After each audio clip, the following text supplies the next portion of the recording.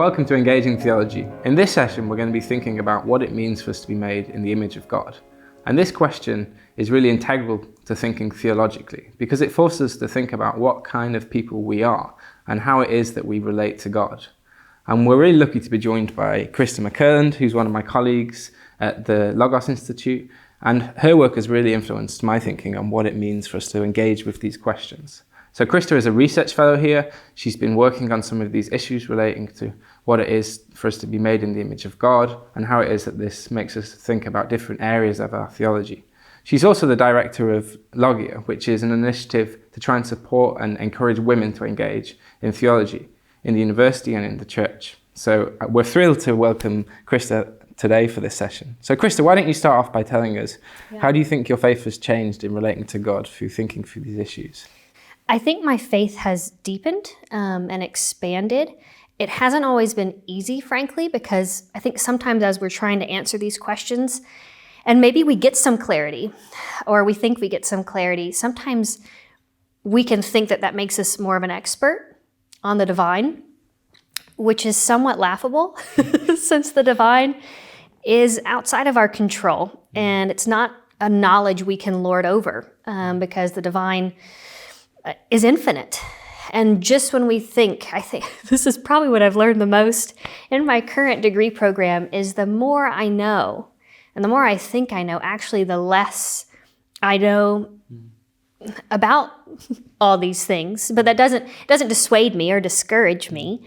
It actually encourages me that the more I'm studying these things, the bigger my understanding of God actually becomes.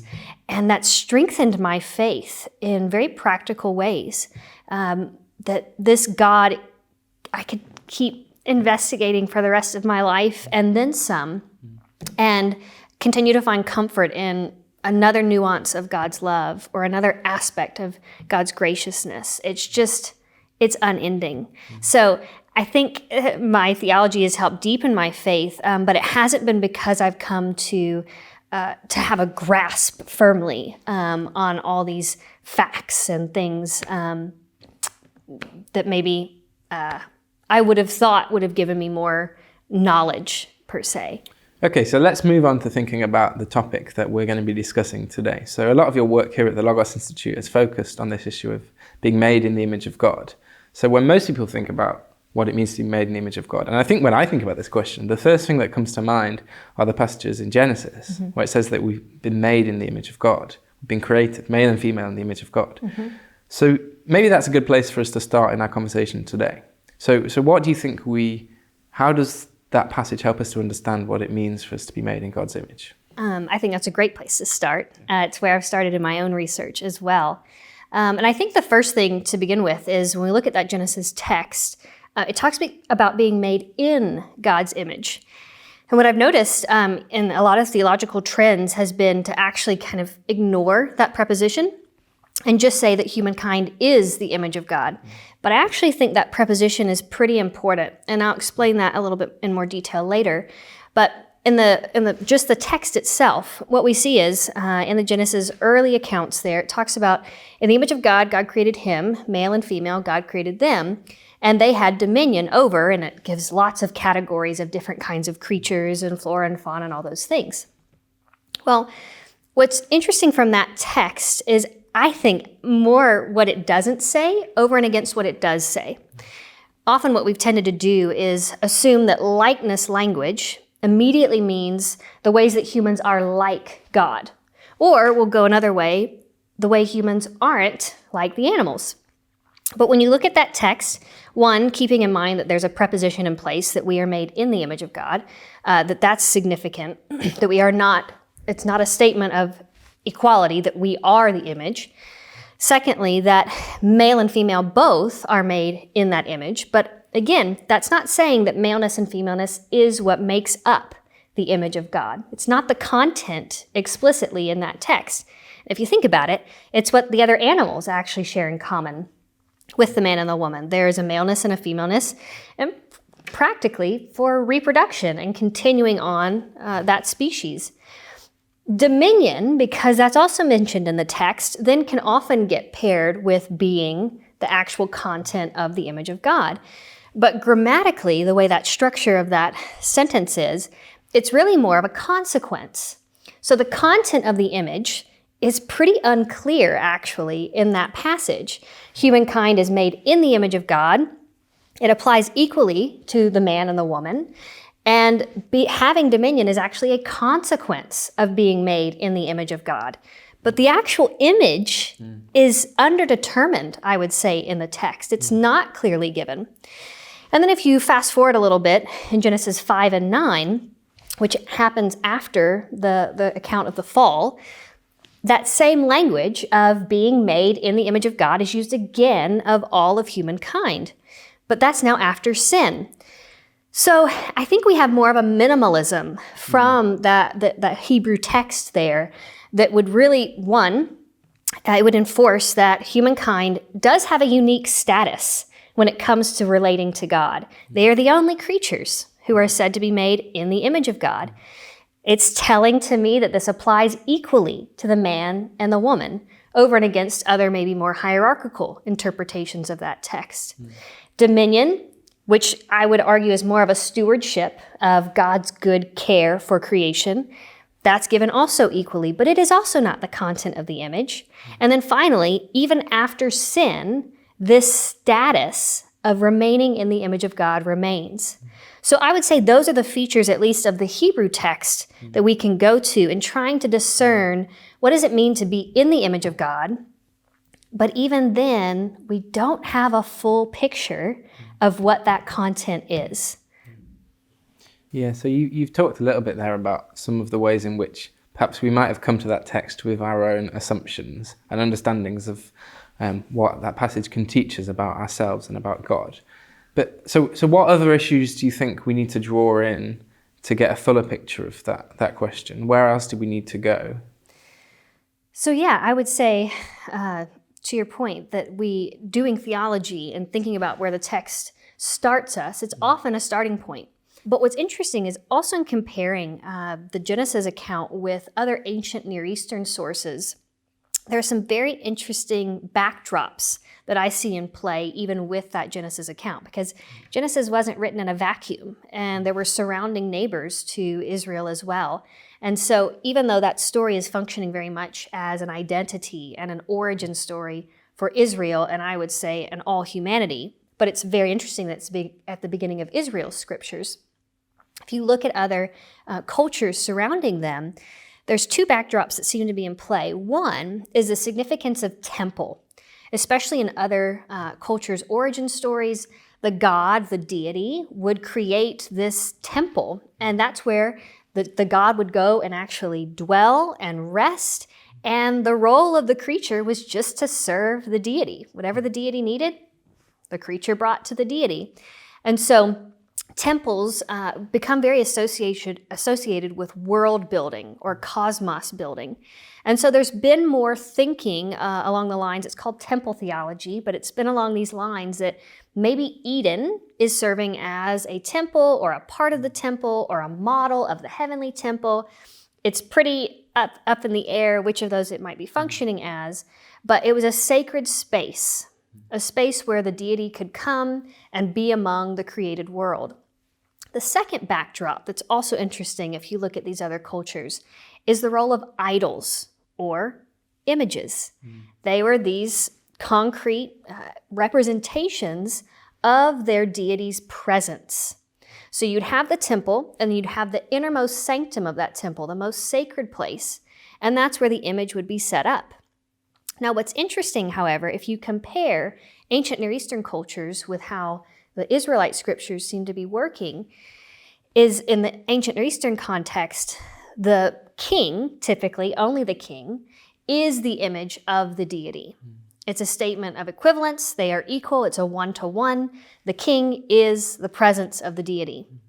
In Israel's context, again, there's that preposition that seems to be putting a little bit more distance between the God and the image. This is something in the image of God. It is not the image itself. So it's, to me, what seems to be happening more in Israel is there is something unique about humankind and how they relate to God. as beings created in the image of God, but they are not the image itself. And that image, the constitution, the substance, the content of that image is very related to the divine presence. One other thing to mention as well is with a temple, you have priests. What's also interesting about the man and the woman, the way it talks about, again, in the early Genesis accounts here, of God walking in the garden, and also they're being commanded to serve in this garden sanctuary or this garden space. It's actually the same verbs that are used later in Leviticus to talk about priestly functions. So you see the man and the woman being given like a priestly kind of command, a priestly mandate, but also they have a unique status that might have kind of some of these royal undertones that would be more consistent with an ancient Near Eastern context as well. Okay, so let's fast forward a little bit from thinking about the creation narratives to thinking about Jesus. So we see in the New Testament that Jesus is fully human, right? So how does Jesus' humanity help us to understand? What does it add to this picture that we get from the creation narratives about being made in the image of God? So I love that you use the language of creation narratives, because really what we see in Jesus's, or the incarnation of the Logos in the person of Jesus of Nazareth, is this new creation. We see a new inbreaking of heaven and meeting earth in the person of Jesus Christ. And I think actually this is really the nuts and bolts, the meat of why theology is so important, frankly. Because if we were to just take what we've talked about with Hebrew Bible and ancient Near Eastern cultures, which really have an underdetermined understanding of the image of God, what theology allows us to do is read across these different genres and to see the whole story of the Bible really coming to its crescendo in the person of Jesus Christ. And so in Jesus, what's crazy is the way the prepositions stayed in place in all the accounts of the Imago Dei, the image of God, in the Genesis passages. Those all of a sudden drop out. In the New Testament, Jesus Christ is the image of God. I don't think that's accidental. And also, if we think, going back to the themes of kind of this royal, this high, not just high priestly, but even a kingly function, we see in the person of Jesus both the perfect high priest and also the king, the returning king. And so he actually is the image of God in a way that humankind is its derivative. It is looking toward the true image, the original, the one after which we were all patterned. And so it's very intentional, I think, that the Hebrew text left that underdetermined. I don't think the human authors knew that at the time of that writing, but I think the New Testament authors are very much leveraging that underdetermination of the Imago Dei, but still its backdrop, its understanding, and now using that to talk about Jesus in a similar but different way, because he now is the embodiment of God's presence, which then brings back in this temple background as well. And it's really the reason Jesus is it's the reason the Sanhedrin can say he should be crucified, because he basically says that he's the temple. He is the localized place of Yahweh's presence. And that was blasphemous. And it cost him his life. But then, of course, when we see he dies, he's raised again and ascends into the heavenly places, which then, of course, Hebrews tells us is now in a heavenly temple. He is the true image, the true high priest, now representing us before God the Father for all time, which is, of course, that's a whole other, much longer conversation. But that's what I believe the incarnation now brings into this conversation, and why theology is so important, frankly, to help us connect dots across time and across genres and authors and epics to talk about the depth of what the true image really is. Okay, so that was fascinating, Christa. So it might be important for us to think about how Jesus changes our understanding of what it means for God to be present, and shifts that perspective from this kind of God being present in the temple to God being present in Jesus, And then we move on to God being present within us in the Holy Spirit, which we haven't really had a chance to think about. But there's that shift in our understanding. I mean, I think that's really interesting theologically, but you might just be sat there wondering, why does this make any difference to how I live? If I have to get up to go to lectures 9 o'clock on a Monday morning, been out having fun with my friends all weekend, I've got all these social activities lined up, what difference does this theological question make to how we live? So I'm glad you brought up the Holy Spirit, because I think that's an incredibly important aspect here. Again, humankind wasn't made to be the image of God, but to be made in the image of God, to be able to be in God's presence, but to not yet be able to embody God's presence. And then we get the embodiment of God's presence in the person of Jesus Christ, and then through his death, resurrection, ascension, and I would argue even his ongoing ministry in the heavenly places, God sends his presence now that we can engage personally and intimately, that we get to walk around now, as the New Testament talks about, we get to be this temple. And even collectively, there's language of us being the temple, the corporate temple of God. And also brings in other language of being a royal priesthood, which I don't think is accidental either, given the themes we've already seen present from the Hebrew text to Jesus's embodiment, and then now for us to be children of the King. And the other thing that I think is so important is because the image of God, being in the image of God, applies to all persons, regardless of where they are at in any type of faith relationship. It also gives unimpeachable or untouchable value to every human person and every human life. And those who choose to step into this relationship with the God of the universe, which I believe is extended to all, then have this additional standard, really, that we are able to live into through the person of Jesus Christ. And now this empowerment of the divine presence, the Holy Spirit, that we get to now live out in every single day. So I see it giving value to every human life. I also see it giving empowerment to those who have decided that Jesus is their source of life and their source of provision, and that they want to follow him. So sadly, we're out of time for this session. But I think, personally, I've gained a great deal from engaging with Christa and thinking through these questions. And you've given me much more to go away and think about, and a lot more questions to wrestle with. So hopefully that's done the same for you. And this will be just the start of a conversation on these issues. And we'll have given you some things to think more about, some things to discuss, perhaps in your groups. And Christa's very kindly provides some further reading if you want to go and think more about some of the things she's been talking about. So that's it for today. So all that remains is for me to thank Christa, and I'll see you again in another session.